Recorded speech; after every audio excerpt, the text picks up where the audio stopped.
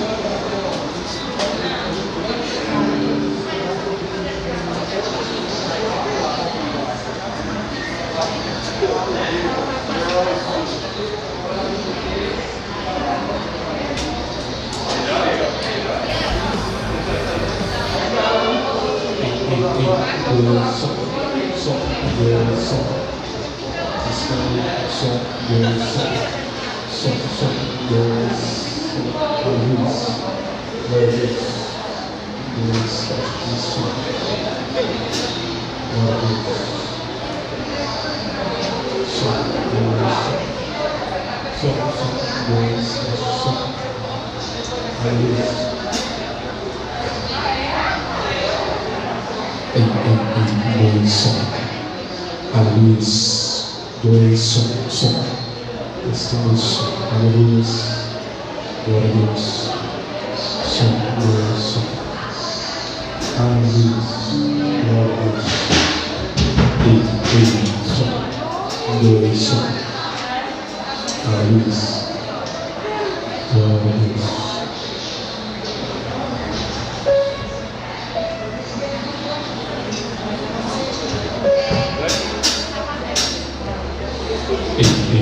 Dois, glória a Deus.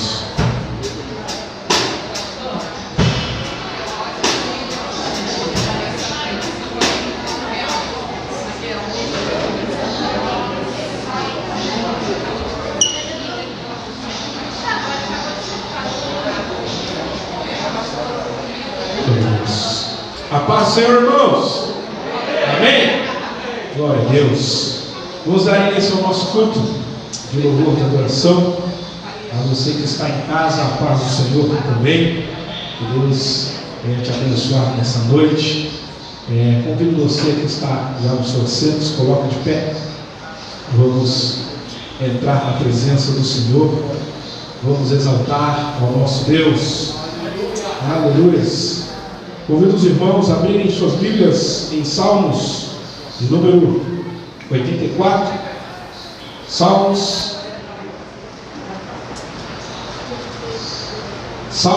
de número 84. Vamos adorar ao Senhor nessa noite. Aleluia. Salmos de número 84, versículo 1, diz assim: quão amáveis são os teus tabernáculos, Senhor dos exércitos. A minha alma está anelante e desfalece pelos atos do Senhor. Meu coração e minha carne clamam pelo Deus vivo. Até o pardal encontrou casa e andorinha ninho para si, para a sua prole, junto dos teus altares, Senhor dos exércitos. Rei meu, Deus meu. Bem-aventurado o homem que em tua casa louvar-te-ão continuamente. Bem-aventurado o homem cujo a força está em ti, e cujo coração estão os caminhos aplanados, o qual, passando pelo vale de Beca, faz dele uma fonte, A chuva também enche os tanques. Vão indo de força em força, cada um deles em Sião. Aparece perante Deus. Senhor Deus dos exércitos, escuta a minha oração. Inclina os ouvidos, ó Deus de Jacó. Olha, ó Senhor, ó Deus, escudo nosso. Contempla o rosto do teu ungido, porque vale mais um dia em teus atos do que outro parte mil. Preferia estar à porta da casa do meu Deus, a habitar nas tendas da impiedade, porque o Senhor Deus é o sol, escudo. O Senhor dará graça e glória, não negará bem algum aos que andam na retidão. Senhor dos exércitos, bem-aventurado o homem que em ti põe a sua confiança. Aleluia. Você confia no Senhor? Amém. Salmos de número 20 diz assim que uns confiam em carros, outros confiam em cavalos, mas eu quero te dizer assim, como diz no versículo, mas nós. E aí eu quero que você fale para o seu irmão que está ao seu lado, mas nós. Fale a você também que está em casa, mas nós faremos menção do nome do Senhor, porque nós confiamos em Ti, Senhor. Amém? Nós confiamos na presença do Senhor neste lugar. E eu quero te dizer nessa noite e te convidar também a fazer uma oração de entrega, uma oração de dizer: Senhor, eu confio em Ti, e eu não quero me preocupar neste momento com nada, a não ser Te adorar. Eu quero entrar nos Teus atos, Senhor, porque vale muito mais estar na Tua casa, na Tua presença, do que em outro lugar. Que você faça essa oração de entrega ao Senhor, de falar: Senhor, eu confio em Ti.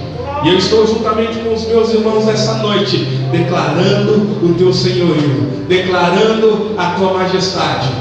E eu convido você neste momento a levantar as suas mãos e começar a falar com o Senhor. Você que está na tua casa também, comece a entrar na presença do Senhor e comece a falar com Deus: Deus, eu estou aqui fazendo essa oração de entrega, de adoração ao Teu santo nome. E comece a falar com o Pai: oh Espírito Santo de Deus, aqui nós estamos nessa noite.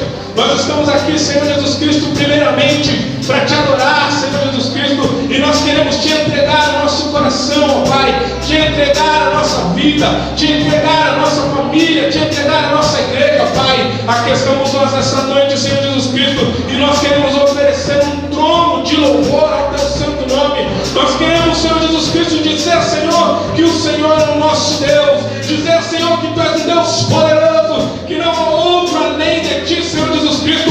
Oh Senhor, o mundo confia em tantas coisas, Pai, mas nós queremos confiar no Senhor. Nós depositamos a nossa esperança em Ti, nós colocamos a nossa família em Ti, nós colocamos a nossa igreja em Ti nessa noite, ó Pai querido, e Te pedimos, Senhor Jesus Cristo, vem sobre nós, vem sobre a Tua igreja, vem sobre o Teu povo, Pai querido. Nós Te entronizamos nessa noite, Senhor, e queremos Te dizer: o nosso coração é Teu, a nossa vida é Tua. Oh Espírito Santo de Deus, começa, Senhor Jesus Cristo, a falar corações, começa a ministrar vidas nessa noite, ó Pai, porque nós queremos sair daqui, Senhor Jesus Cristo, crendo que o Senhor está conosco, crendo que o Senhor está derramando da Tua porção dobrada para mais uma semana, para mais, Senhor Jesus Cristo, um mês da Tua presença de vitória, Pai. Derrama a Tua bênção, derrama a Tua graça sobre nós nessa noite, Espírito Santo de Deus, e nós Te daremos toda a honra, toda a glória e todo o louvor para todos sempre,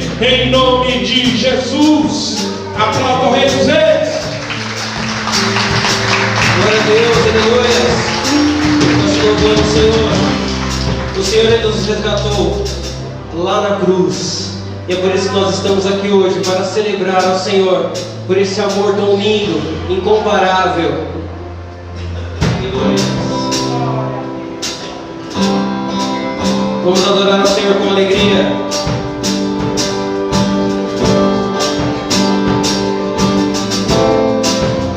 Nós te louvamos, Deus. Diga: eu olho para a cruz. Eu olho para a cruz.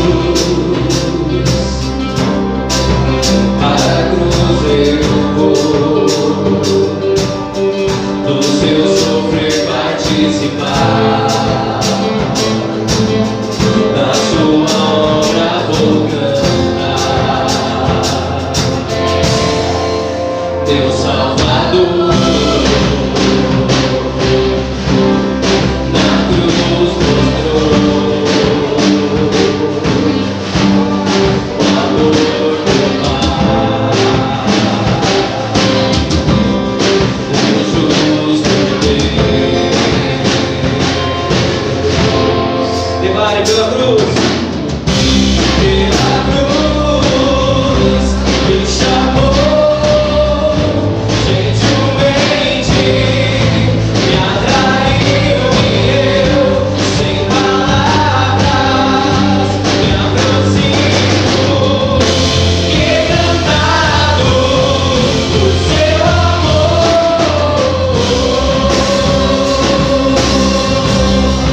Obrigado, Senhor, pelo seu amor que não cansou, Pai. Obrigado por aquele sacrifício na cruz. Por isso nós estamos aqui hoje para celebrar e adorar o teu santo nome, Deus. Porque nós confiamos em Ti, Pai. Nós somos recebidos por Ti. Esse da vida foi de graça recebi.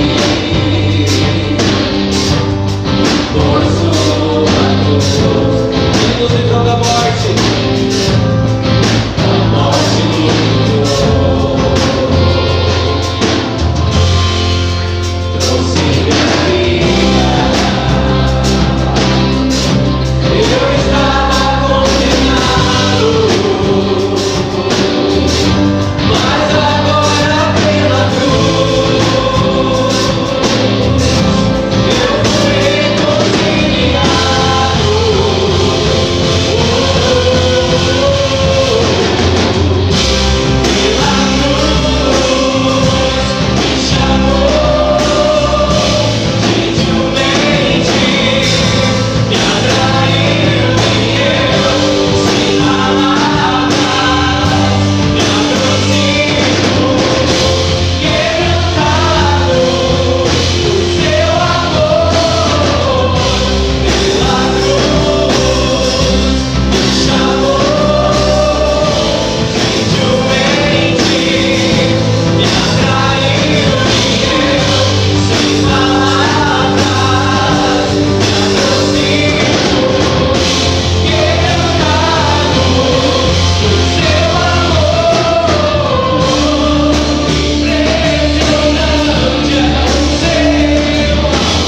Impressionante é o seu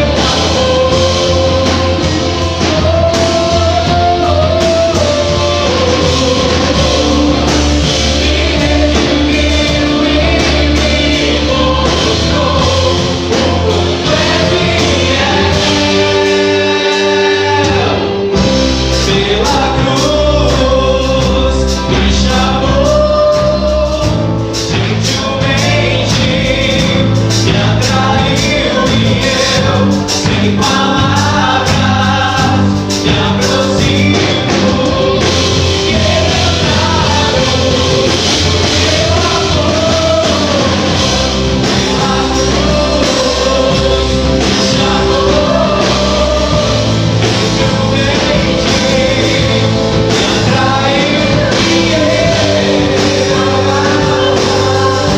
Pela cruz me chamou, gentilmente me atraiu e eu, me aproximo, quebrantado por seu amor. Aleluia, glória a Deus, aplauda ao Senhor. E foi com esse amor que Ele nos alcançou. E é por isso que nós temos que ser gratos a Ele. Vamos declarar agora: eu te amo, Jesus. Aleluias.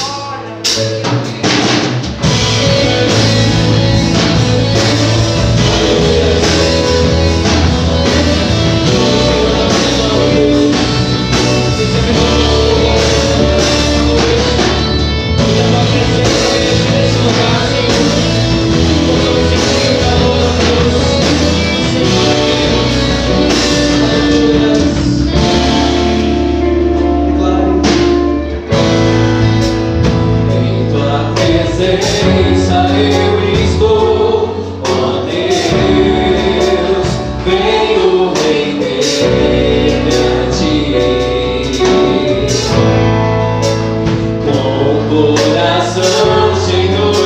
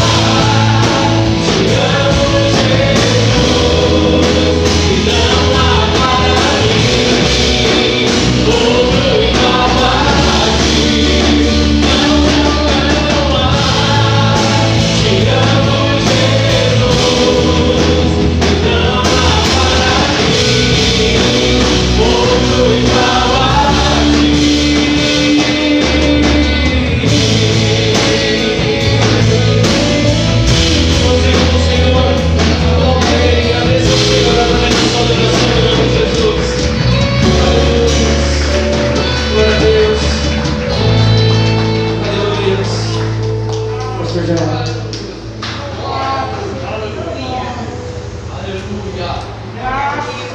Meus irmãos, a paz do Senhor, podem estar sentados.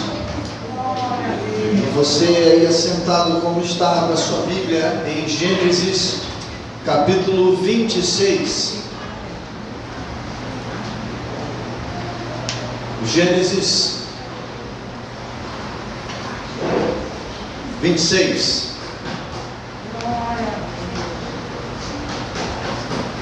Amém? Versículos 2 e 3 dizem assim: Apareceu-lhe o Senhor e disse: Não desças ao Egito, fica na terra que eu te disser, habita nela e serei contigo, e te abençoarei, porque a ti e a tua descendência darei todas estas terras, e confirmarei o juramento que fiz a Abraão teu pai. Versículo 12: Semeou Isaque naquela terra, e no mesmo ano recolheu 100 por um, porque o Senhor o abençoava. Amém? Meus irmãos, o contexto desses versículos fala de um momento difícil que se vivia na terra, onde havia fome, onde a terra não produzia o alimento, e havia uma tendência de que todos procurassem outras terras como meio de sobrevivência, para continuar ganhando o seu pão de cada dia. E Deus então fala para Isaque para que não desça ao Egito como a maioria estava fazendo, mas que habitasse naquela terra, porque o Senhor seria com ele naquela terra e o abençoaria, e daria a ele todas as promessas feitas à descendência de Abraão.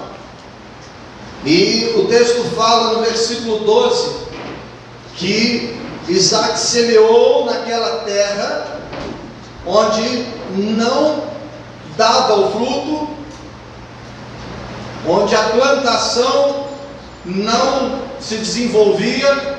Diz que ele semeou naquela terra no mesmo ano, ou seja, no ano de seca, e pôde colher no mesmo ano 100 por um. Por quê? Porque o plano do governo funcionou, porque ele teve uma estratégia diferente? Não, porque o Senhor o abençoava. A colheita de Isaque não estava num modelo de agricultura diferente. O modelo de Isaque não estava a razão de ter frutificado, de ele ter colhido, não é porque ele pegou uma semente transgênica, sei lá, mas o modelo de agricultura de Isaque era um modelo chamado obediência. Ele não semeou porque estava dando tudo certo e porque o céu prometia chuva. Ele não semeou como a maioria dos lugares onde se planta fazem.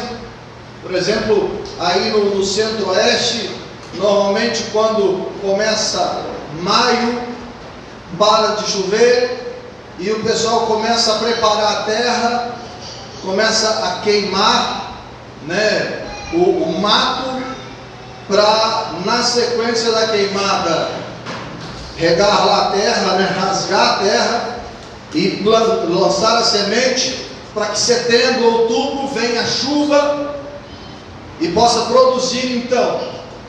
Mas no caso de Isaque, ele não tinha nenhuma luz nesse sentido. Ele tinha uma palavra: não saia daqui, não saia dessa terra, semeie nessa terra. E ele, por obediência, não saiu, semeou na terra, e a terra produziu 100 por um. Por quê? Porque o Senhor o abençoava. Nós vivemos também um tempo difícil, E nós entendemos que a nossa semeadura no reino de Deus, a nossa obediência à palavra de Deus, no que diz respeito aos dízimos e ofertas, jamais pode estar condicionada à situação que nós vivemos. Jamais pode estar condicionada a um tempo de abundância na nossa vida. Ela está associada, a nossa colheita está associada à nossa obediência e à nossa semeadura mesmo em tempo de seca. Então, nesta noite, quando você for ofertar ao Senhor, for dizimar ao Senhor, não faça isso porque está tudo bem, simplesmente faça isso porque você está obedecendo a palavra de Deus e está certo de que a bênção de Deus será sobre a sua vida, sobre a vida da sua família. Amém? Glória a Deus. Se coloque sobre os pés neste momento. Nós vamos orar ao Senhor, apresente a sua oferta ao Senhor, mesmo que você que por motivos particulares não pode nessa noite ofertar, mas apresente esse envelope ao Senhor como forma de gratidão, de oferta do seu coração a Deus. Senhor, nós consagramos a Ti esse momento, ó Deus, quando estaremos trazendo a nossa oferta, trazendo o nosso dízimo à casa do tesouro. Ó Deus amado, em nome de Jesus, que o Senhor possa nesta hora cumprir a Tua palavra, ó Deus, na vida daqueles que semeiam, que os nossos corações estejam rendidos a Ti, que o nosso coração esteja tomado pelo Senhor e que nós possamos a cada dia entender que, ó Deus querido, a nossa bênção está associada à nossa obediência, à nossa vida com o Senhor. Receba os dízimos que são trazidos nesta noite, receba as ofertas que são trazidas nesta noite, para a glória do Teu nome, em nome de Jesus. Amém.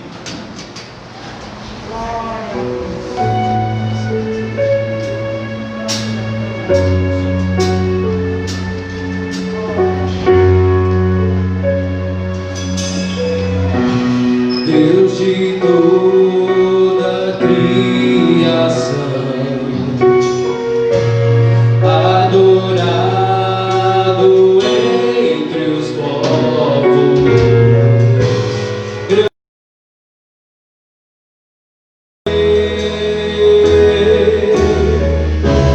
és perfeito em glória, os céus revelam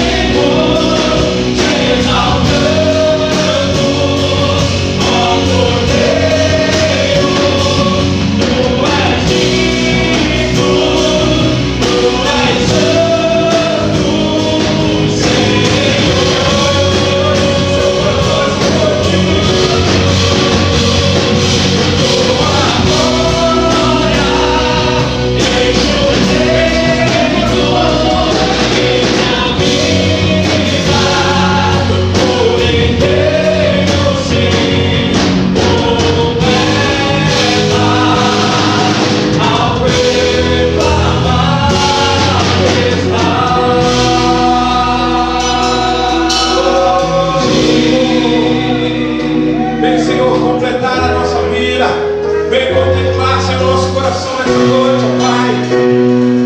Oh, Espírito Santo de Deus. Senhor, Ele é bem-vindo neste lugar.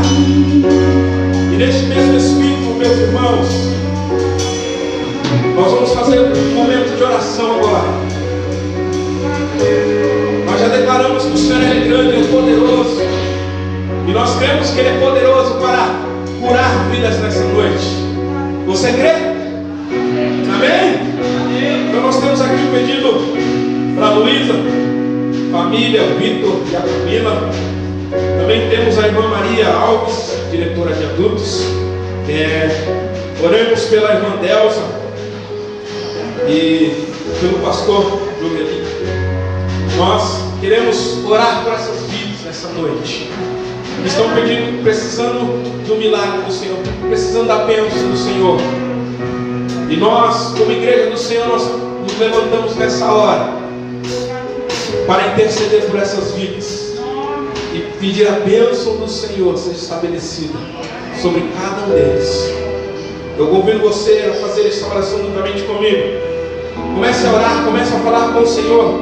Comece a declarar a bênção do Senhor. Comece a declarar a unção do Senhor neste lugar. Comece a declarar a cura do Senhor. Comece a falar com Deus. Comece a falar com Deus em nome de Jesus. Comece, Senhor, a falar com o Pai neste momento.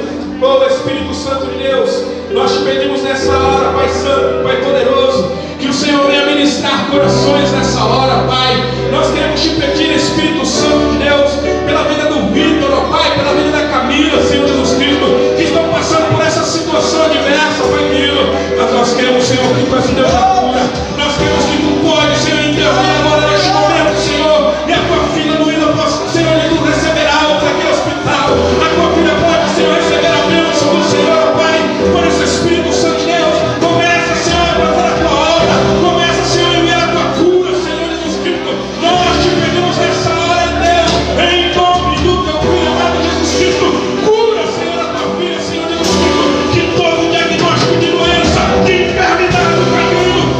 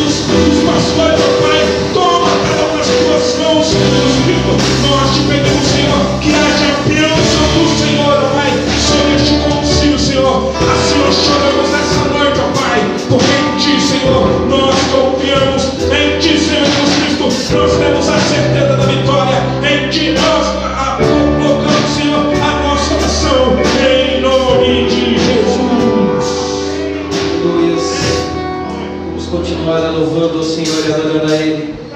Porque só o Senhor, Ele é digno da sua canção. O Senhor, Ele é digno do seu louvor. Então ofereça isso a Ele esta noite. Ele é santo, Ele é incomparável. Aleluia. Oh Deus, Tu és digno, Senhor.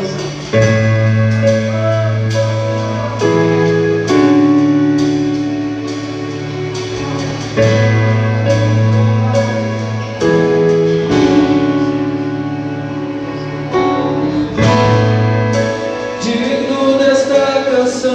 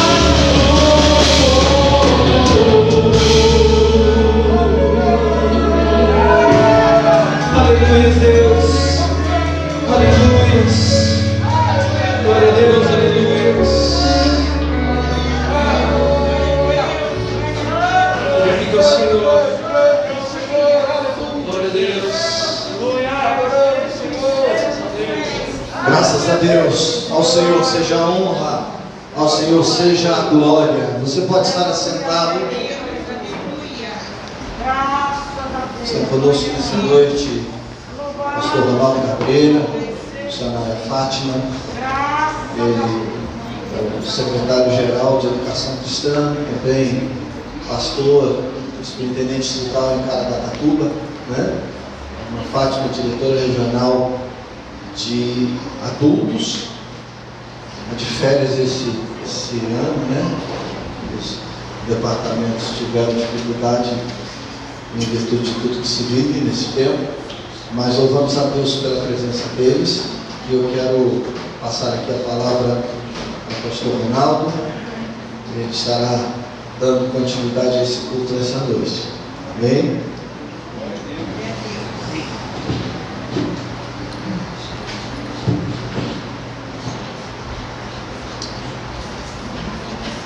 Amém. Pode ser, meus irmãos. Amém. Muito bom estar com vocês nessa noite aqui. Eu louvo a Deus pela vida de vocês. De vez em quando eu assisto alguns cultos aqui, parte do culto, né? O nosso começa às 19 horas, de vez em quando dou uma sapeada aí para ver como é que estão as coisas aí. Ver se o Jair não está tudo bem com o Jair aí. Irmãos, eu tenho uma missão muito nobre nessa noite aqui, além de pregar a palavra de Deus, que é uma missão das mais nobres possíveis. Eu tenho a bendita tarefa de poder apresentar ou dedicar a minha netinha ao Senhor nesta noite aqui nessa igreja, da qual ela faz parte, né?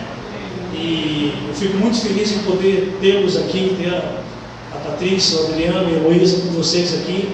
Eu quero aqui aproveitar para agradecer assim de coração a vida do pastor Jair, da Cláudia, e eu me sinto muito tranquilo em tê-los aqui, porque eu sei que eles estão sendo bem cuidados. O pastor Jair é um grande amigo meu, o Cláudio também, e a gente se sente muito bem, muito feliz e tranquilo, saber que eles estão aqui. E eu louvo a Deus pela vida de vocês, pelo cuidado que vocês têm tido com a minha família. Fico muito feliz, tá? Outro dia o Jair mandou uma foto dele com a minha neta no colo. Gostei muito. Mandou uma foto e eu mandei 10 para ele. Mandou uma foto com ele no colo, eu mandei 10. Nada de ciúme, mas só para garantir o território, né? Só para garantir. E eu fico muito feliz em poder estar aqui nessa noite, dedicar a Heloísa ao Senhor, nesta igreja tão abençoada, tão querida, tão amada. E eu queria então chamar aqui à frente, chamar aqui a Heloísa, a Patrícia, o Adriano, Fátima, vem junto também, Fátima. Vocês podem vir aqui em cima? Pastor Jair, eu gostaria muito que você estivesse com a gente aqui também. Além de ser um grande amigo, você tem sido um grande irmão. E eu me alegro em Deus pela vida de vocês. E acredito que esse momento nós podemos compartilhar e tê-los juntos aqui. Eu quero ler um texto com vocês aqui, antes da gente fazer a dedicação. Acho que a palavra dedicação ela é melhor do que a apresentação, né? Dedicação acho que é uma palavra um pouco melhor. Davi tem uma visão, não somente da glória de Deus, mas daquilo que Deus faz. E a partir do versículo 14, ele diz assim, ó, graças te dou, visto que de um modo assombrosamente maravilhoso me formaste. As tuas obras são admiráveis, e a minha alma sabe muito bem. Os meus ossos não te foram encobertos, quando no oculto fui formado, e entretecido como nas profundezas da terra. Os teus olhos me viram a substância, os teus olhos me viram a substância ainda informe, e no teu livro foram escritos todos os meus dias, cada um deles escrito e determinado, quando nenhum deles ainda havia. O salmista ele fala aqui, possivelmente não só por observação, mas por revelação, né? Ele fala do que acontece no ventre de uma mulher, e ele fica assombrado de ver como é que pode acontecer aquele processo todo. Irmãos, eu não sei vocês, mas toda vez que eu vejo um bebê, e muito em especial a Heloísa, eu fico pensando, como é que pode isso? Tudo bem, tem uma explicação científica, tem uma explicação biológica, os médicos vão explicar tudinho para você, é assim que nasce. Mas como é que faz esse negócio, gente? Como é que uma célula se junta com a outra e vai formando osso dentro de um ventre, coração, rim, córnea. Tem explicação científica, mas para mim é um milagre impressionante, irmãos. Aí de repente aparece uma coisinha fofa dessa aqui, ó, e um processo maravilhoso. E eu me lembro quando eu me preparava para assistir o parto das minhas filhas, eu assisti o parto da Patrícia, fotografei, e quando eu estava assistindo uma palestra lá, para poder assistir um dos partos, o médico ele começou a explicar como é que uma criança começa a crescer no ventre. Então ele explicou todo o processo, como é que é o processo, que acontece no primeiro mês, segundo mês, e foi explicando. E ele falou uma coisa que me chamou a atenção, ele falou assim, só tem uma coisa que a gente não consegue explicar. O médico falou isso, estava dando a palestra. Uma coisa que a gente não consegue explicar. Qual é o momento do gatilho? Qual é o momento que é acionada a bomba do coração e começa tudo. Ele falou, a gente explica tudo. Mas tem um momento em que o coração ele começa a disparar. Tudo. E esse momento, ele falou assim, esse momento é mágico, porque a gente não consegue explicar quando que é acionado esse mecanismo, quando é que é acionado isso. E eu fico pensando, a gente sabe quando é que é acionado, né, gente? Tem hora que Deus fala que funciona o coração começa a bater, e ele fica batendo a vida toda. E não para, até que Deus o queira que ele pare. Então eu fico assim, maravilhado de como o salmista ficou, de ver o que Deus faz na vida. Como é que ele faz isso? Eu me lembro que uma das emoções mais fortes que eu tive na minha vida foi quando eu assisti o parto da Patrícia. Não vou nem falar quanto tempo faz, tá, Patrícia? Para não te entregar. Faz um pouco tempo. E eu lembro muito bem quando foi feita a cesárea, eu fiquei ali fotografando, e de repente apareceu aquela cabecinha, cabelinho bem preto assim, bem pretinho assim. Quando eu vi aquela cabecinha, aquele cabelo preto, me deu um negócio, eu fiquei tão feliz. Foi um momento mágico, maravilhoso, glorioso, porque você vê nascendo um ser. E agora a Heloísa está aqui para a glória de Deus. Eu me sinto muito feliz. Eu e a Fátima, a gente está muito feliz por ter a nossa terceira, temos um netinho, agora a segunda netinha, são 3 netos, e a gente fica muito feliz. E eu com muita alegria eu gostaria de poder fazer esse momento de dedicação. Tem um vídeo, né? Vamos ver o vídeo, gente? Eu espero estar nessas partes aí, né? Vamos ver o vídeo. Esse vídeo é interessante, que começa a mostrar essa longa carreira da Heloísa até aqui, né?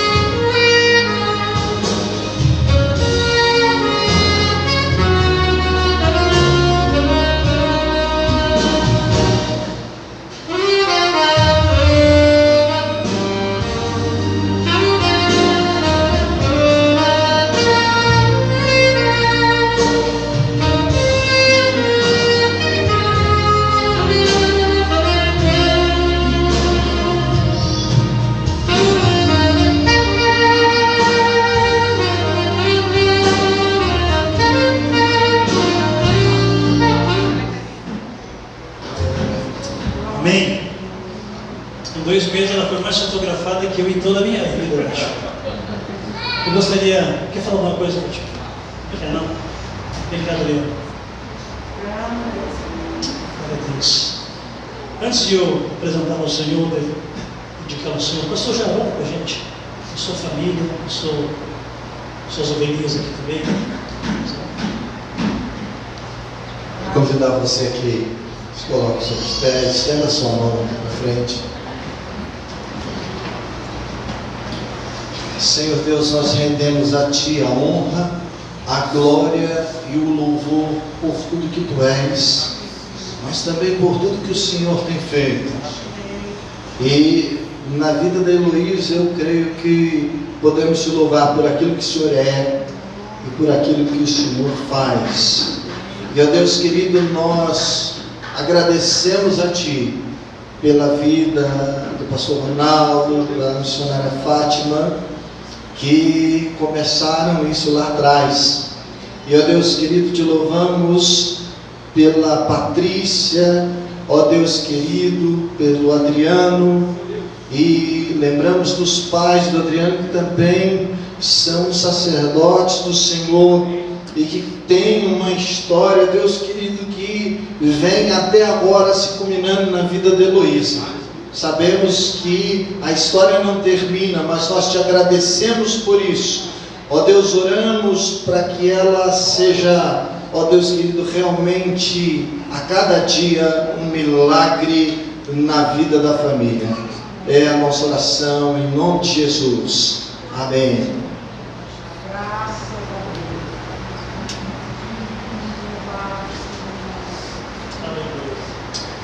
Heloísa, nessa noite de alegria, de graça, nós, em nome de Jesus Cristo, diante do corpo de Cristo, nós dedicamos você ao Senhor Jesus Cristo. Você foi gerada para a glória de Deus.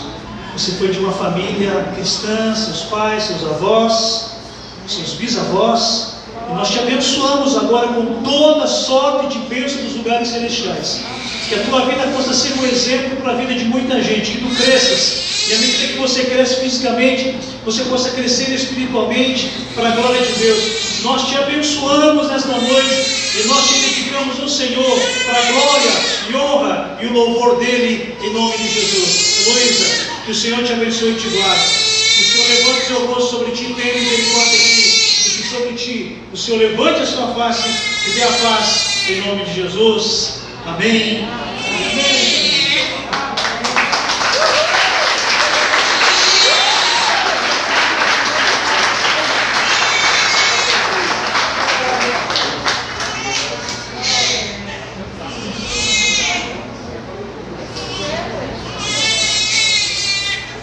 Amém. Ele é pentecostal, gente.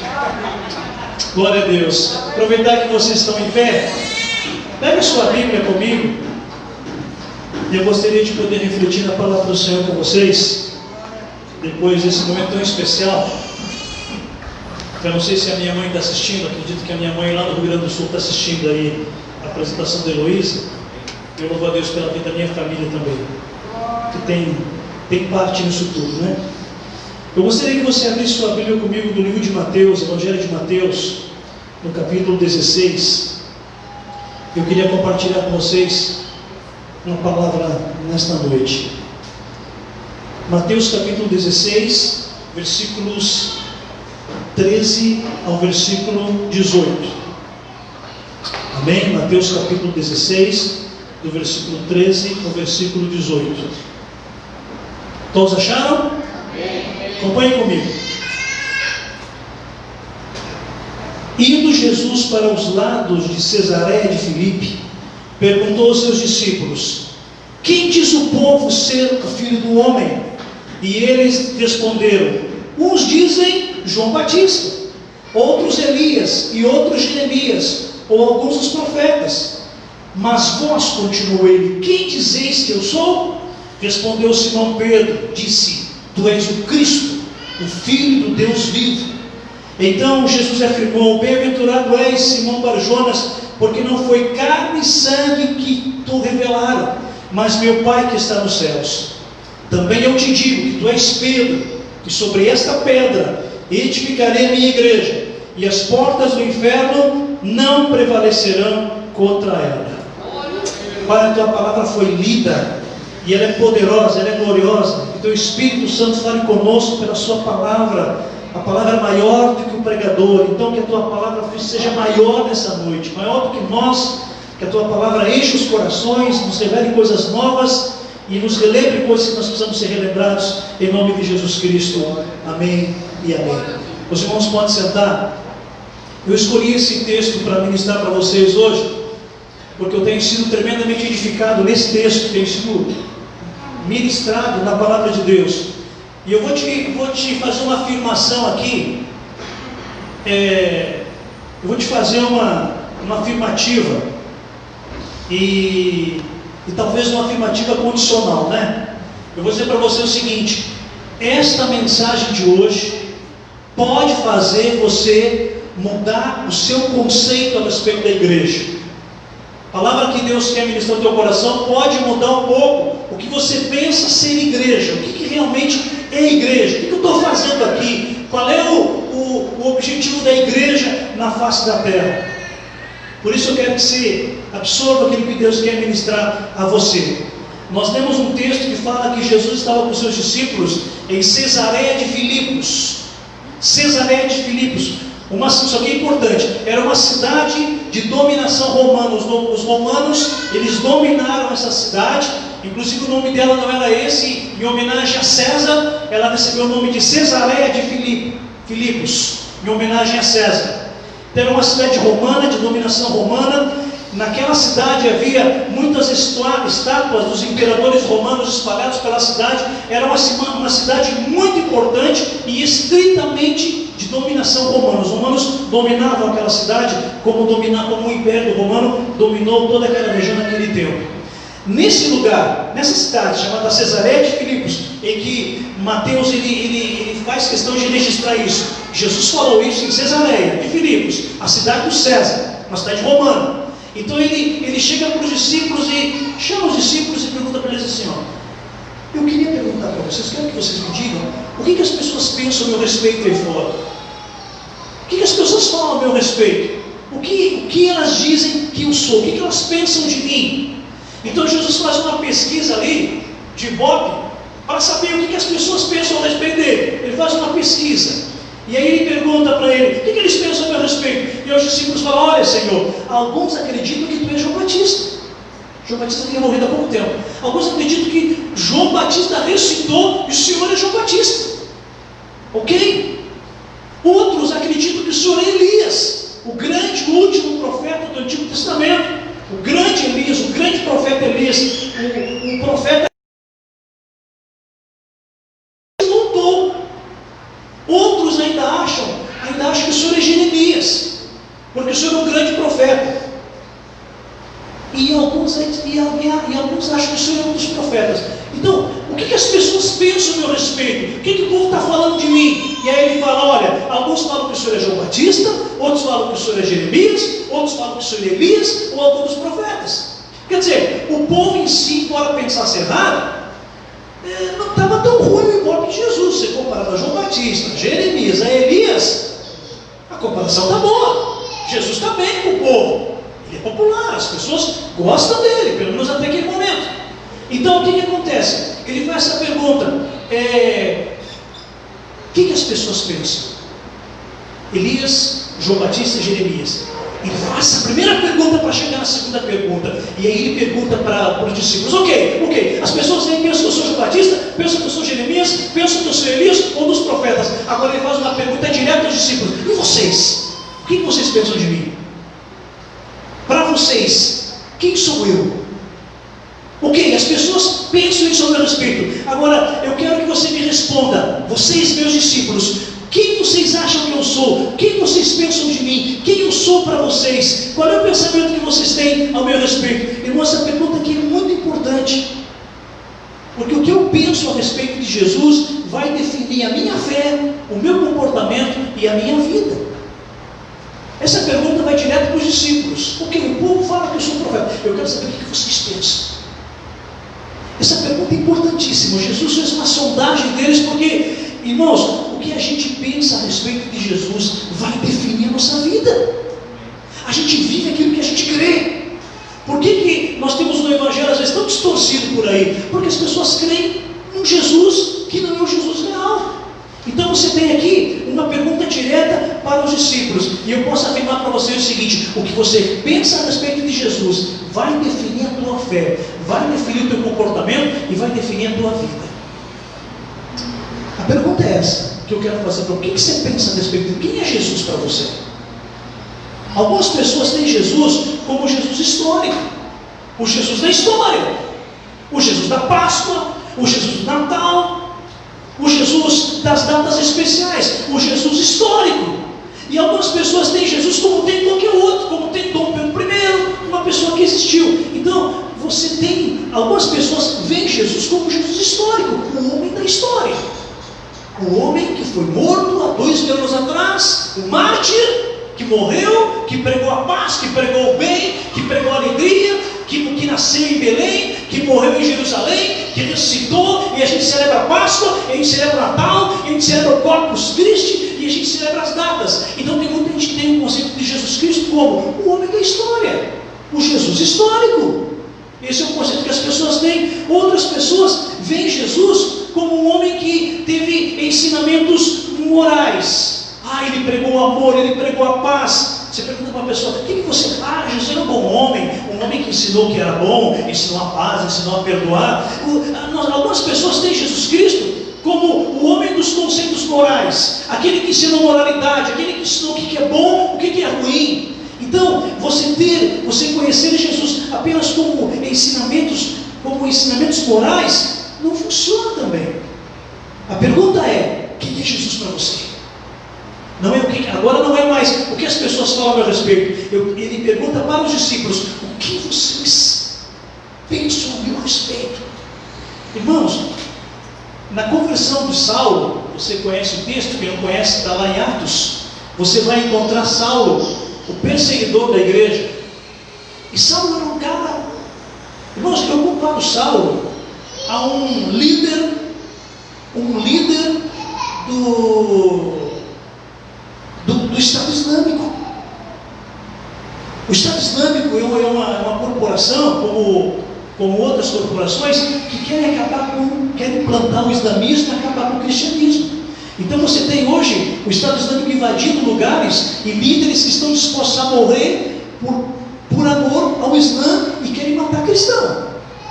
Saulo, ele era o que nós poderíamos comparar um chefe do Estado Islâmico, um homem poderoso, um homem que tinha cartas para matar os cristãos, um homem que consentiu com a morte de Estevão. O texto lá em Atos fala que quando mataram Estevão, eles colocaram as roupas de Estevão aos pés do jovem Saulo.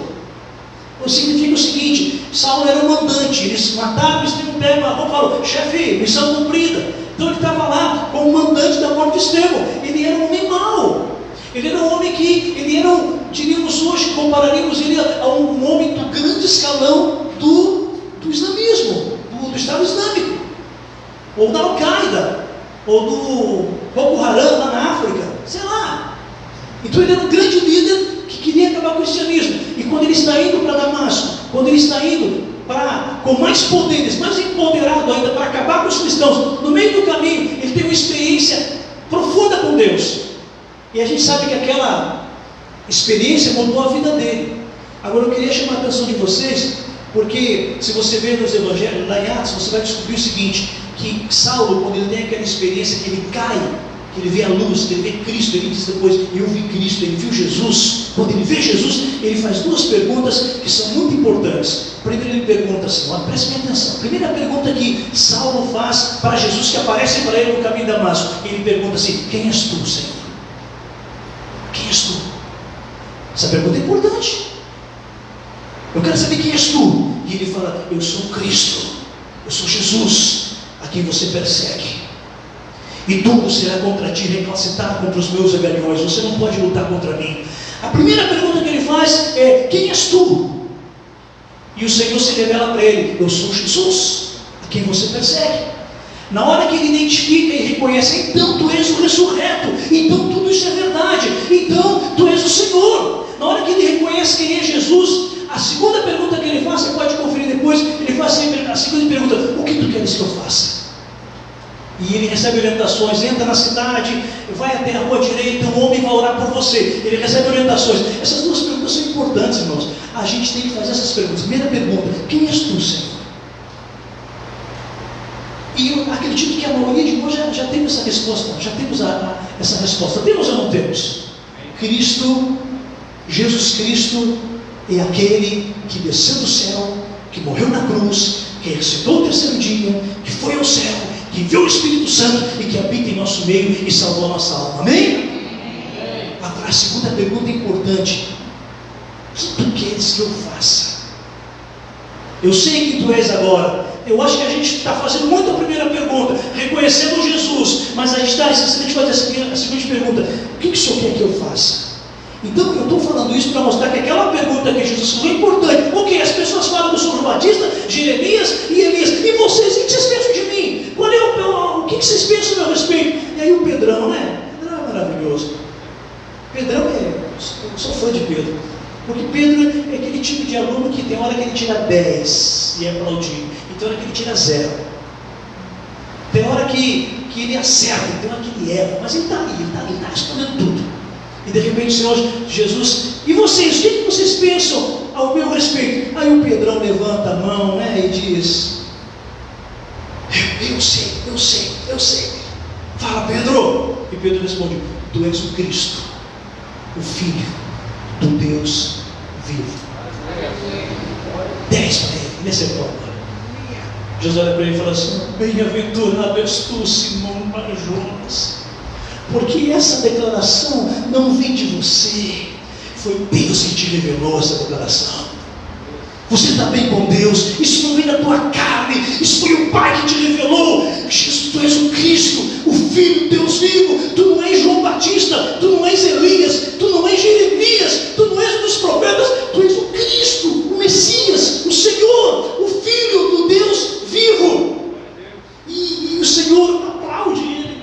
Valeu, Pedrão, acertou, Pedro, bate aqui, Pedro, acertou, bem-aventurado és tu, ó Simão Bar-Jonas, porque foi o Senhor que te revelou.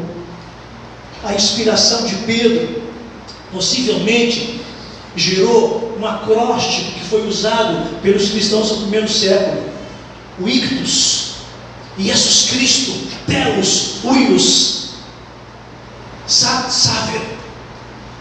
Jesus Cristo, ictus, Jesus Cristo, Telos, Uios, Soter.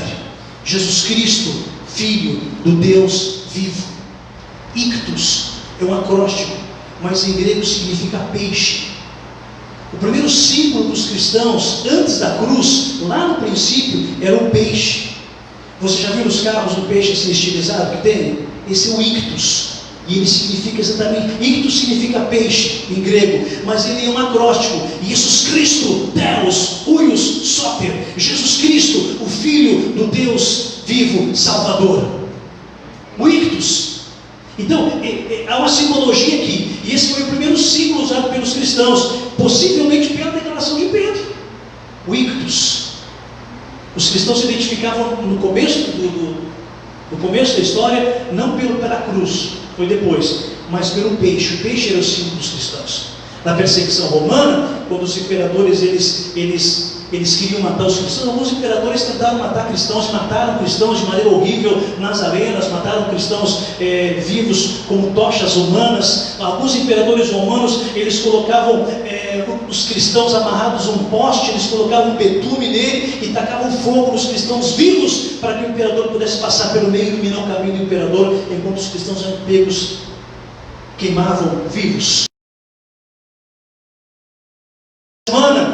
As pessoas aqui no Brasil vão assistir futebol no final de semana do povo grego, do povo romano, era ir para o Coliseu Romano, assistir os gladiadores até a morte, as corridas de biga, para assistir aquelas apresentações, e o grande finale do domingo, o grande finale das arquibancadas que ficavam lotadas de gente, era quando os cristãos entravam e eles ficavam todos de mãos dadas e soltavam os leões famintos que não comiam há dias, e os leões vinham em direção aos cristãos para devorar cristão. E a história diz que eles davam as mãos e eles cantavam juntos, e os cristãos e os leões devoravam os cristãos, e a plateia ensandecida aplaudia e vibrava com a morte dos cristãos. É isso que a história conta, e está lá o Coliseu, lá em Roma, que não deixa mentir isso. Os cristãos nessa perseguição, para eles poderem se identificar um com o outro, e um chegava assim, encontrava o outro, esse cara parece cristão, mas eu não podia dizer para ele, você é cristão? Porque se ele não fosse, ele podia entregar e ele podia morrer. O que eles faziam? Eles chegavam no chão e faziam a curvatura de um peixe, faziam apenas a curvatura no chão, e olhava para o outro. Se o outro completasse a curvatura e formasse o peixe, o ictus, ele se identificava. E um dizia, você é cristão, hoje às 9 horas na catacumba, lá a gente tem um culto lá, participa com a gente lá. Eles se identificavam através do ictus. E acredito que esse ictus tem a ver com a declaração de Pedro: tu és o Cristo, o Filho do Deus vivo. Quem é Jesus para nós? Nós temos esse conceito: tu és o Cristo, tu não és uma entidade, tu não és o homem da história, tu não és simplesmente aquele que trouxe presentes morais. Não, tu és o Cristo, o enviado, o Messias, o Salvador, o Filho do Deus vivo. Tu és o Cristo, tu és o ictus, tu és o Cristo. E quando Pedro diz isso, Jesus percebe que Pedro está cheio do Espírito Santo, e ele diz: ah, Simão Barjonas, bendito você é bendito, porque essa declaração não é tua, foi o Pai que te revelou. E aí olha para Pedro e fala: e eu quero dizer para você, tu és Pedro. Pedro significa fragmento de pedra, pedra, fragmento de pedra. Tu és o Petrus, fragmento de pedra. E sobre esta pedra, sobre a declaração que ele deu, sobre o ictus, tu és o Cristo, Filho de Deus vivo, eu vou edificar a minha igreja. Há um conceito de que ele falou: tu és Pedro, e sobre você eu vou edificar a igreja, sobre a tua vida eu vou edificar a igreja. Aí coloca Pedro como o primeiro papa, e por aí vai, o edificador da igreja. Quer dizer o seguinte: tu és um fragmento de pedra, tu és Petrus, e sobre esta pedra, ou seja, sobre essa declaração que você acaba de me dizer, eu vou edificar a minha igreja em cima disto: Cristo, o Filho do Deus vivo. A Bíblia diz que ele é o edificador da igreja, ele é a pedra fundamental, a pedra de esquina, ele é a pedra. Então o Senhor está dizendo para Pedro o seguinte: olha, Pedro, você é um fragmento de pedra. Eu repito porque isso é importante: você é Petrus, pedrinha, fragmento de pedra. E sobre esta pedra, sobre esta declaração que você acabou de ser revelado por Deus, eu vou edificar a minha igreja em cima dessa tua declaração. Amém, irmãos? E os Salmos vai falar sobre isso. O apóstolo Pedro falou que ele é o edificador, ele é a pedra fundamental da igreja. E agora eu quero que você atente para essa palavra: eu vou edificar a minha igreja, eu vou edificar a minha eclésia. Igreja no original significa eclésia, eclésia, os convocados, os chamados. Essa é a essência da palavra eclésia, aqueles que foram convocados, aqueles que foram chamados. Então, igreja no original significa eclésia. E por que eu estou considerando, estou enfatizando isso? Eclésia, eclésia, eclésia, porque essa palavra não foi inventada por Jesus, porque essa palavra ela já existia na época. Igreja, eclésia, ela já existia, essa palavra. Existia sim, já existia. O Senhor pegou emprestado de Roma. Você já ouviu falar da eclésia romana? Então, quando Jesus fala sobre esta pedra, sobre esta declaração, eu vou edificar a minha eclésia, a minha igreja, eu vou edificar os meus convocados, os meus chamados. E aí eu vou te falar uma coisa que para mim é maravilhoso e surpreendente. Ele pega essa palavra eclésia emprestada dos romanos, porque os romanos tinham a chamada eclésia romana. Já tinha essa palavra, os discípulos conheciam muito bem a eclésia romana. E eu vou te falar o que era a eclésia romana, porque isso aqui realmente é muito especial. Os romanos, eles conseguiram invadir e tomar nações, tomar territórios na força. Eles tinham o exército mais bem preparado da época, a chamada Pax Romana. A Pax Romana, ela se estabeleceu, o mundo do romano, ele teve a chamada Pax. Eles eram poderosos guerreiros romanos, eles invadiam as cidades, tomavam conta das cidades, e eles invadiram praticamente todo mundo conhecido da época. O Império Romano se estendeu por muitas nações. Agora, presta atenção no que eu vou te falar aqui agora.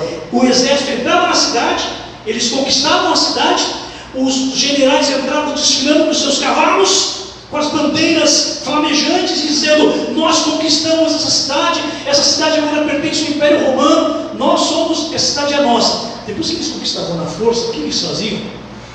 O Império convocava 300 pessoas, 300 pessoas, eram pessoas do comércio, de educação, de artes. Eles chamavam vários profissionais romanos, 300, e eles formavam a chamada eclésia, que eram chamavam essas pessoas de várias áreas de atuação, e eles tinham a seguinte obrigação: eles invadiam o império e eles tomavam conta do império. Agora eles queriam o coração do povo. A cidade é nossa, foi dominada, mas agora nós queremos o coração do povo.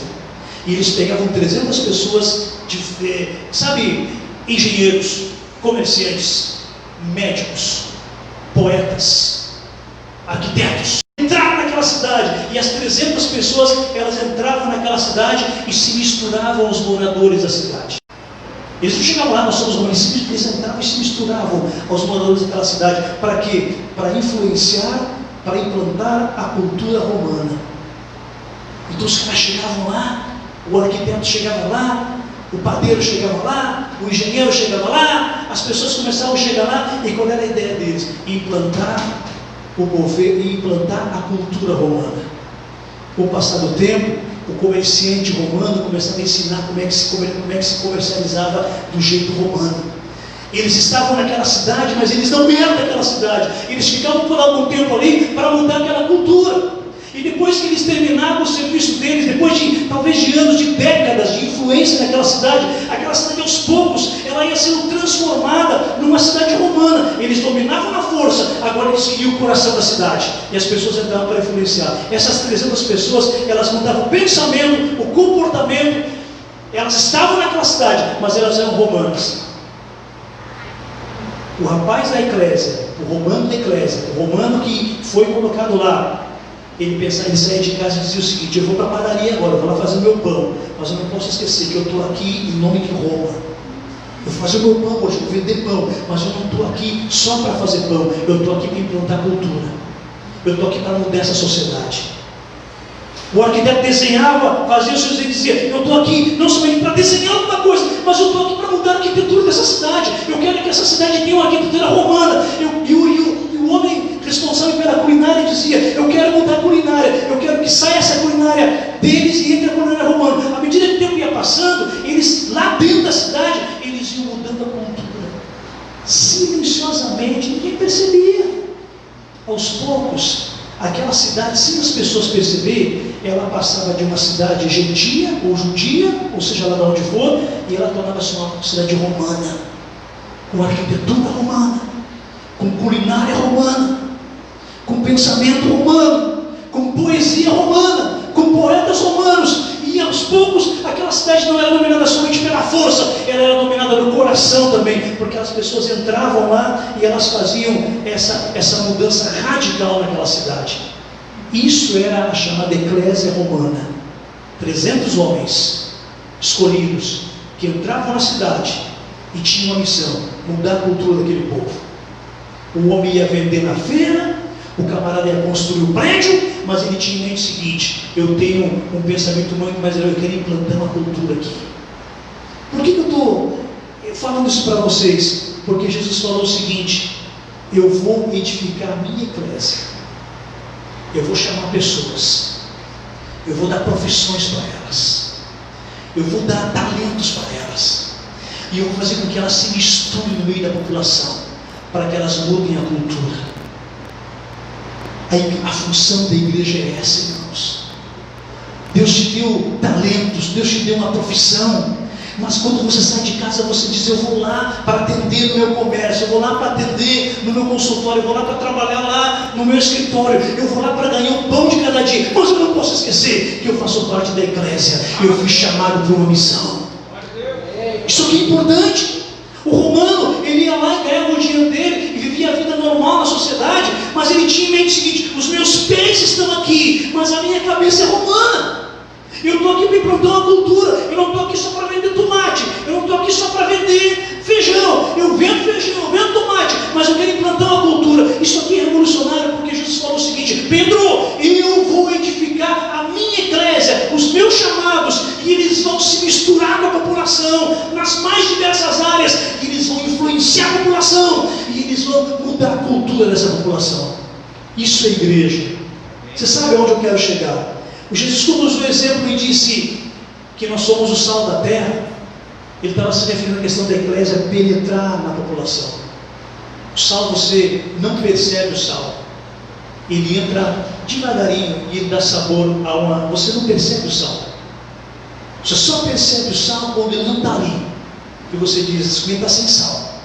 Mas se o sal está ali no ponto certo, você nunca vai dizer: oh, que sal bom, parabéns aí pelo sal. Ninguém agradece pelo sal, porque o sal é sorrateiro, ele se mistura com o alimento, ele dá sabor, se misturando sem ninguém perceber. Essa é a função da igreja. E a gente se misturar nesse povo. Amanhã, segunda-feira, esse povo que está aqui, pastor Jair, vai espalhar por essa cidade aí. Uns vão para o escritório, outros vão vender no comércio, outros vão trabalhar em casa, outros, sei lá, a gente vai se espalhar por várias.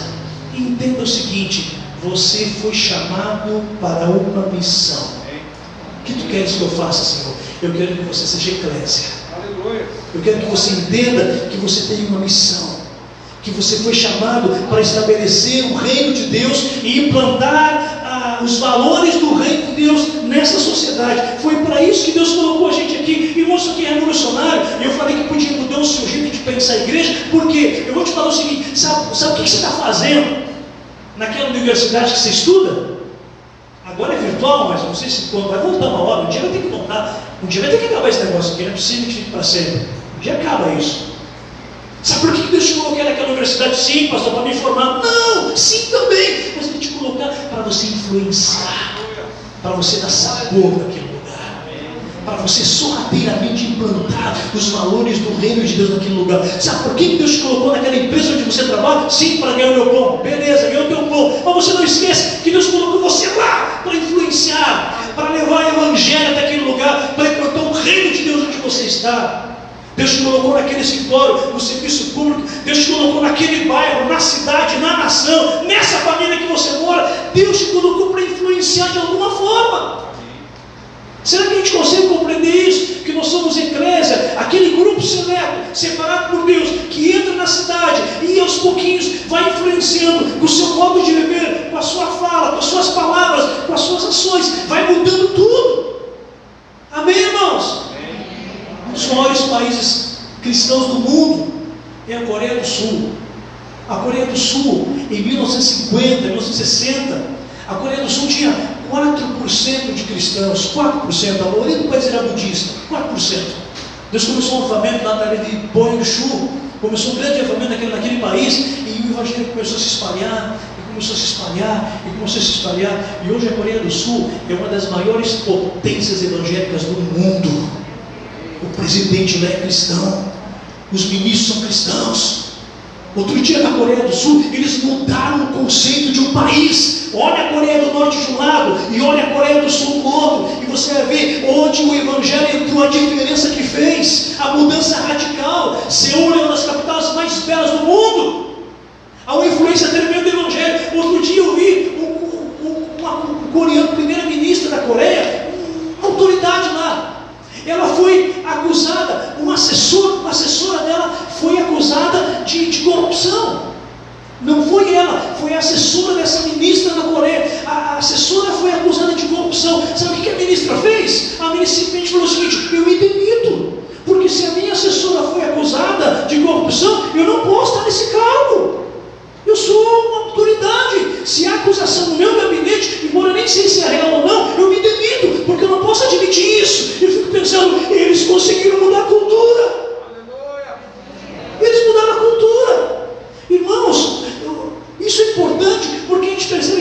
Brasil hoje é um país que tem muito evangélico, mas não mudou a cultura, porque as pessoas não entenderam isso. Eu fico olhando, eu não vou nem citar São Paulo, Rio de Janeiro. Rio de Janeiro, irmãos, não sei se alguém conhece o Rio, morou no Rio. O Rio de Janeiro é impressionante, irmão. Como tem crente naquele lugar, gente. Domingo de manhã, você vai na Baixada Fluminense, domingo de manhã, só vê crente na rua indo para a escola dominical. Só vê crente na rua. Eu fiquei impressionado quando eu fui lá. As pessoas pegam no metrô, e evangélico, igreja para tudo quanto é lado. Nossas igrejas no Rio de Janeiro são uma potência, irmãos. Tem cidade no Rio de Janeiro que nós temos 30, 40 igrejas. Numa cidade, Petrópolis é uma delas. Nós temos 4 distritos eclesiásticos numa cidade que tem 300 mil habitantes. Menos de 300 mil. 4 distritos. Tem a maior igreja, o exemplo, está lá, 4 mil habitantes. No Rio de Janeiro, o evangelho tomou uma proporção que você não imagina. E aí, de repente, os nossos governantes começam a assumir cargos públicos e, em vez de influenciar a cultura, eles envergonham a cultura cristã. No Brasil, e a coisa não muda, a corrupção continua. Por que a gente não muda? E eu descobri o porquê. Porque nós temos muitos evangélicos, muitos crentes, mas nós temos muito poucos discípulos de Cristo. Discípulo, está faltando discípulo, pessoas comprometidas, pessoas que entendam que ele faz parte de uma missão, que ele é eclésia. Assim como a igreja romana se infiltrava lá para mudar a cultura, e em poucas décadas, aquela cidade que eles entravam lá, eles conseguiam mudar toda a cultura. Aquela cidade era domínio romano e coração romano, arquitetura romana, culinária romana. Poucas décadas e eles mudavam aquilo lá. Deus nos chamou, sabe para quê, irmãos? Para que nós nos infiltremos. Ele já colocou a gente infiltrado em vários lugares aí, para a gente mudar a cultura. E sabe o que acontecia com esses 300? Depois de muito tempo que eles conseguiam mudar aquela cultura, que sabiam que aquele país ia ser transformado, eles tiravam aqueles 300 e eles voltavam para Roma. Sabe o que Deus vai fazer com a gente? Um dia, Ele vai tirar a gente dessa terra. Ele nos chamou para uma grande missão, e um dia nos tira dessa missão, e a gente volta para a nossa casa, volta para o nosso lar. Mas eu quero que você entenda isso. Deus nos criou para que nós tenhamos os pés na terra e a mente no céu. Deus nos chamou para ser eclésia. Sobre esta declaração, eu vou edificar a minha eclésia. Isso aqui é revolucionário. A nossa vida tem um propósito muito maior, irmãos. Amém? Coloque nesse propósito a tua profissão. Coloque nesse propósito aquilo que você faz. Você não dá para separar profissão de vida espiritual. Não dá para separar, está tudo junto, está tudo misturado. Onde quer que a gente vá, a gente é cristão, a gente influencia. A gente influencia. Eu me converti quando eu tinha 17 anos. Com 18 para 19 anos eu fui trabalhar numa empresa. Eu só saí daquela empresa para ir para o seminário. Era uma excelente empresa, uma das melhores empresas que tinha na minha cidade lá. E eu comecei a trabalhar no escritório central, com um grego lá, que tinha um monte de empresa, um cara era milionário. Eu comecei a trabalhar lá, eu trabalhava no escritório, e um dia apareceu um rapaz do meu lado, da minha idade, e quando eu disse que eu ia sair para ir para o seminário, que eu ia largar aquilo, que eu não queria mais saber, que eu ia embora, eles colocaram um outro rapaz, e pediram que eu treinasse aquele rapaz. E o Pedro, o nome dele era Pedro. O Pedro veio, se apresentou para mim, falou: Pedro, tudo bem com você? E de repente, Pedro chegava na segunda-feira, eu chegava na segunda-feira na empresa, dizia: poxa, o culto ontem foi maravilhoso, olha, Deus falou ontem, sabe, foi uma mensagem maravilhosa, o louvor ontem foi maravilhoso. E você, Pedro, como é que foi o teu final de semana? Ih, cara, eu tomei todas. Ele chegou com a enxada. Toda segunda-feira eu perguntei: ei, Pedro, como é que foi o teu final de semana? Pedro, foi ruim, fui lá, bebi, fiz um monte de bagunça, eu estou aqui todo errado. E você, Pedro, foi maravilhoso, cara. Deus é bom. Mensagem de outros, eu pregar para ele, falava que foi para aqui, o pastor pregou, falar para ele. Eu sei que eu fui mexendo com Pedro, e o Pedro aceitou Jesus como Salvador. O Pedro se converteu. E quando eu fui para o seminário, o Pedro ficou no meu lugar na empresa, e ele ficou na igreja como diretor de jovens que eu era. Ele ficou no meu lugar na empresa de igreja. Todo dia, sem forçar, vivendo igreja, vivendo aqui, sendo um discípulo. A gente vai influenciando as pessoas, a família. A gente, como sal, que vai penetrando alimento, sem espalhafato, devagar, tranquilo, a gente vai influenciando a nossa sociedade.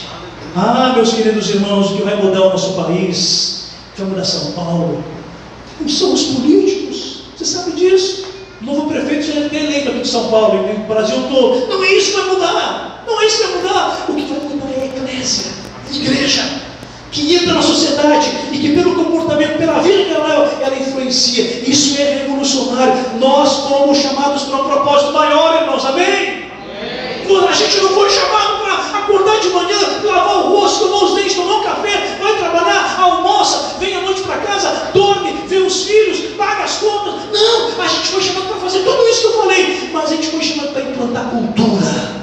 Onde quer que nós estejamos, nós representamos o reino de Deus. Nós somos chamados como eclésia. E o Cristo, o Filho do Deus vivo, eu tenho que mostrar isso para essa sociedade. Ela precisa saber isso. A nossa vida não é uma vida sem graça. A nossa vida não é uma vida sem gosto, sem realização. Não, nós temos um propósito. O propósito de implantar o reino de Deus onde nós estamos. Amém? Você consegue fazer isso?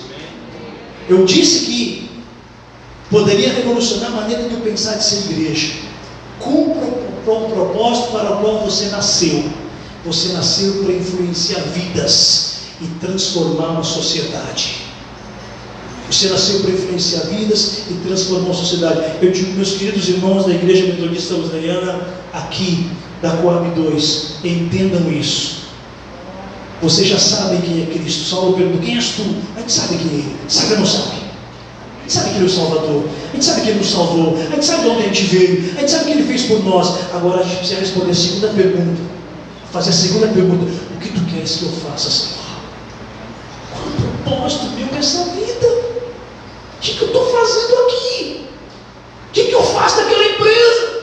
O que eu estou fazendo naquela faculdade? O que eu estou fazendo lá? Qual é o meu objetivo? E o Senhor vai dizer para você: você foi chamado para mudar a cultura, para influenciar e para transformar a vida de muita gente. Eu lamento muito quando eu vejo nossos jovens entrando numa universidade. Em vez de eles influenciarem a cultura, eles ficam iguais aos universitários, ficam até ateus. Conheço muitos que se tornaram ateus, não acreditam mais em Deus. Vou fazer uma bajulação aqui. A gente ficou muito preocupado quando ela participou da faculdade, muito preocupado.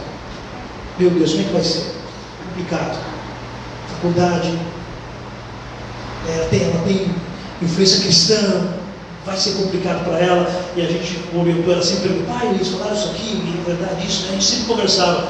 E eu fico muito feliz porque ela foi para a faculdade, e lá na faculdade, de vez em quando, ela aparecia com uma colega dela lá na igreja. E algumas aceitaram Jesus por causa dela, que ela trazia na igreja. Quando ela aparecia com uma colega da faculdade lá. E nós somos chamados para influenciar e não sermos influenciados. Amém? Deus nos chamou para isso. Entenda o seu propósito. Nós somos a eclésia. Bem-aventurado és tu, Simão Bajoras. Tu és o Cristo, o Filho de Deus vivo. Saia dessa noite aqui. Lembre disso que eu estou te falando. Amanhã, quando você for trabalhar, agora quando você for se espalhar, entenda a casa onde você mora, lá onde você trabalha. Você é um chamado para fazer parte não da eclésia romana, mas da eclésia de Cristo. Transformar aquele lugar. Dá para transformar, dá para influenciar, dá para mudar o lugar, dá para mudar, porque afinal de contas, quando Deus nos envia, Ele vai junto com a gente. Eu quero deixar essa palavra para você nessa noite. Eu espero que você considere isso. Nós conseguimos responder a primeira pergunta. Eu espero que você... Nós já fizemos a primeira pergunta e fomos respondidos. Quem é o Senhor? A gente sabe quem é Ele. Agora faça a segunda pergunta. O que tu queres que eu faça? E Ele vai te responder: eu estou te chamando para uma missão muito maior. A missão de estabelecer o reino de Deus onde quer que você esteja. E não interessa se você é pastor, se você é diácono, se você é presbítero, se você já o que você for. Você é um discípulo de Cristo. E onde quer que você esteja, você leva o sabor de Cristo, você leva a vida de Cristo, você leva o poder de Cristo, você leva a graça de Cristo e você leva a influência de Cristo para mudar a história da vida de muita gente. Fique em pé nesse instante. Eu queria fazer uma oração com você. Eu queria pedir que Deus te abençoe, que Deus te ajude.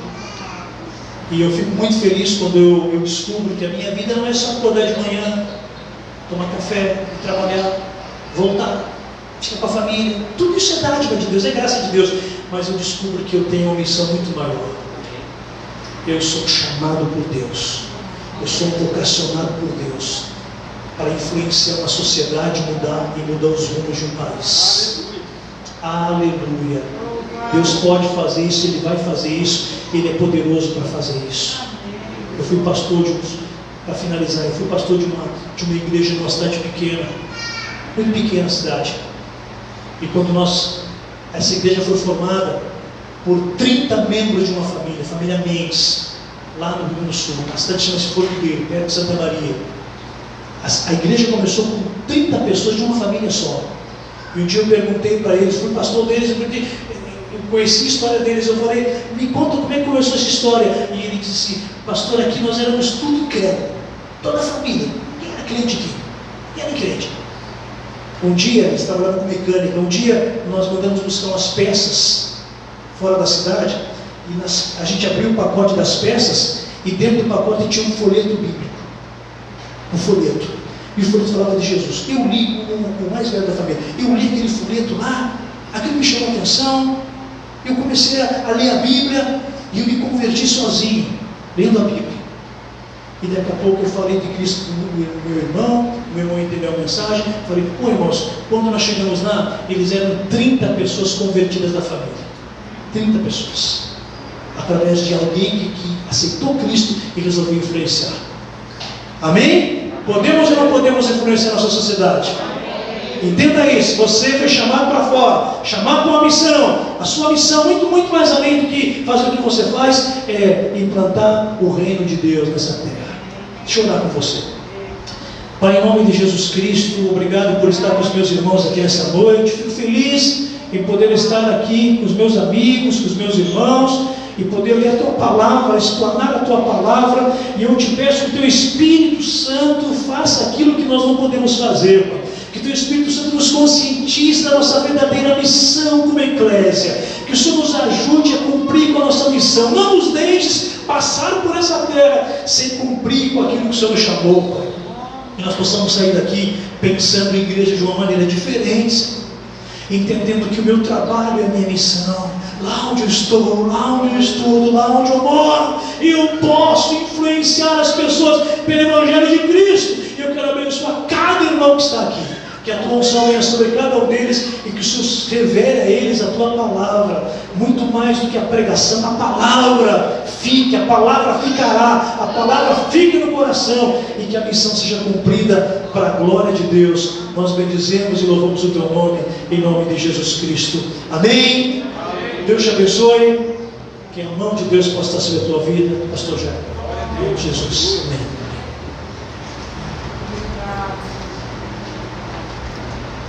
Meus irmãos, graças a Deus por esta palavra, amém?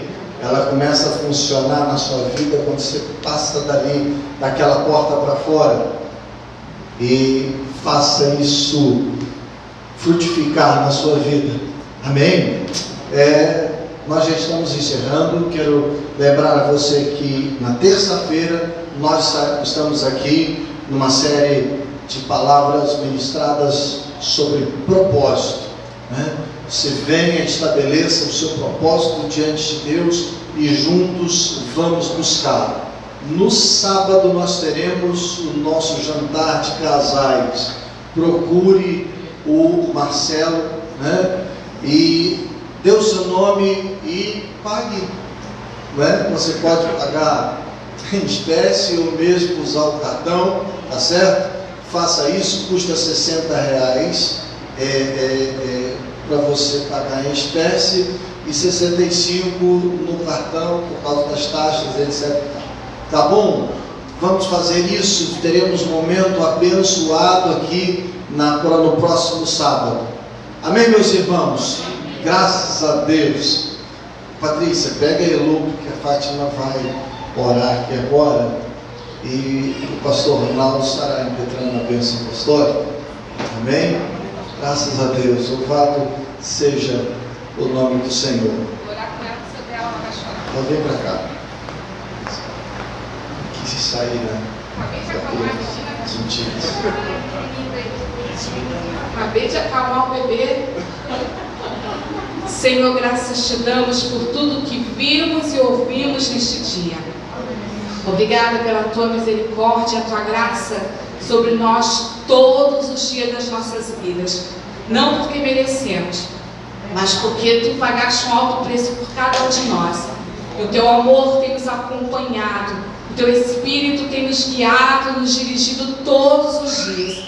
Muito obrigada, Senhor, porque a tua graça tem nos bastado nos dias da nossa fraqueza e por isso nos mantemos de pé. Que a tua presença seja marcante em nossas vidas todos os dias, em toda a nossa geração, e que podemos ver, Senhor, o teu poder sendo manifesto todos os dias em nós e através de nós. Sabemos quem tu és, Senhor, e queremos saber o que tu queres que façamos, Pai.